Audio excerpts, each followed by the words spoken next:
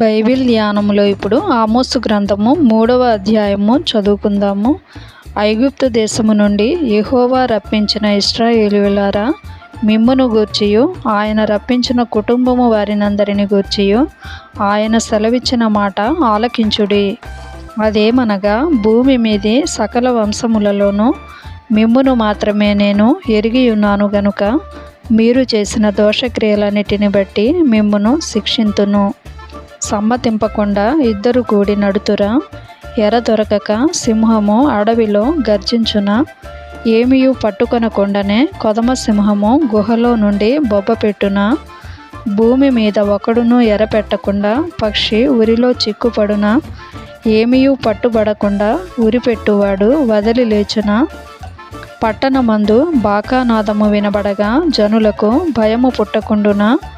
యెహోవా చేయనిది పట్టణములో ఉపద్రవము కలుగునా?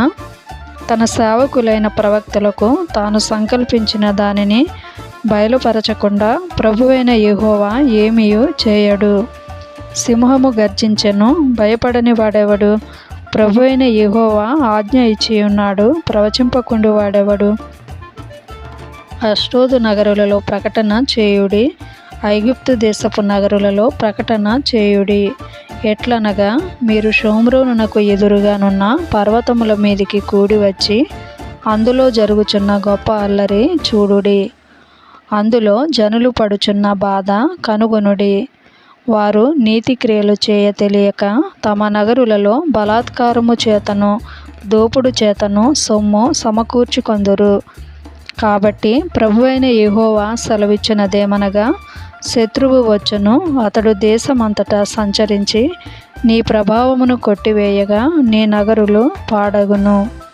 యెహోవా సెలవిచ్చినదేమనగా, గొల్లవాడు సింహము నోట నుండి 2 కాళ్ళనైనను చెవి ముక్కనైనను విడిపించున్నట్లుగా షోమ్రోనులో మంచముల మీదను బుట్టాలు వేసిన శయ్యల మీదను కూర్చుండు ఇశ్రాయేలీయులు రక్షింపబడుదురు. ప్రభువును దేవుడును సైన్యములకు అధిపతియునగు యెహోవా సెలవిచ్చినదేమనగా, నా మాట ఆలకించి యాకోబు ఇంటి వారికి దానిని రూఢిగా తెలియజేయుడి. ఇశ్రాయేలు వారు చేసిన దోషములను బట్టి నేను వారిని శిక్షించు దినమున బేతేలులోని బలిపీఠములను నేను శిక్షింతును. ఆ బలిపీఠపు కొమ్ములు తెగవేయబడి నేలరాలును. చలికాలపు నగరును వేసవి కాలపు నగరును నేను పడగొట్టెదను. దంతపు నగరులను లయమగును, బహునగరులు పాడగును. ఇదే యెహోవా వాక్కు.